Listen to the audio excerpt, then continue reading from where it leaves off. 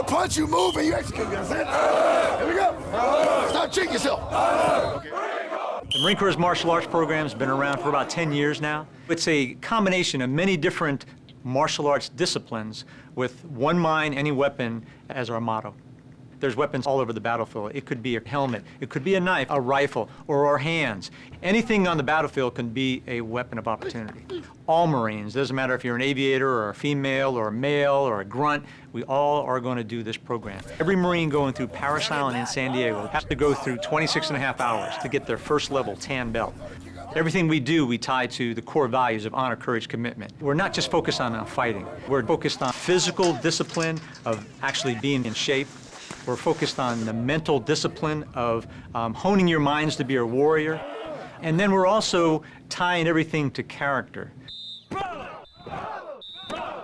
Physically, obviously, you know, we're doing combat conditioning, PFT, physical fitness test, just being ready at all times. We sometimes may get dropped off in a helicopter or a Humvee, and then we have to kick in a door or climb a mountain or something like that. Well, you need to be physically fit because you're carrying all this gear. So part of the program under the physical discipline of martial arts is a combat conditioning. You have to train like you fight.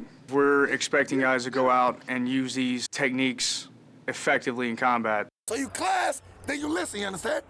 Slow, steady, squeeze, and take steps. The mental discipline is knowing your job, being professional, having the mental toughness to continue. And so a lot of PME, which is like your professional military education, going to schools, making sure you know your job. You know, as an infantryman, I got to know my job in and out. So therefore, you know, mentally, I'm preparing myself. The character really gives those Marines those tools to know when or when not to use certain techniques. We strive to create an ethical warrior, someone that's guided by ethics and morals to do what we have to go do as Marines every day. We teach these Marines, raise their character discipline, and teach them how to be better people once they rejoin society from the Marine Corps.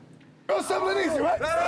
Hey, now one foot, motion, always do. There's been several cases where Marines have used the MCMAP system to protect themselves, to protect others. The non-lethal techniques work very well, and I believe that a lot of Marines use those out there. I went in and I used some of the techniques to get this guy to the ground so we could subdue him, cuff him up, and take him out of there. Occasionally, it comes into the point where maybe your weapon's out of play, maybe you're out of ammo. MCMAP gives us tools, gives us options that we can use.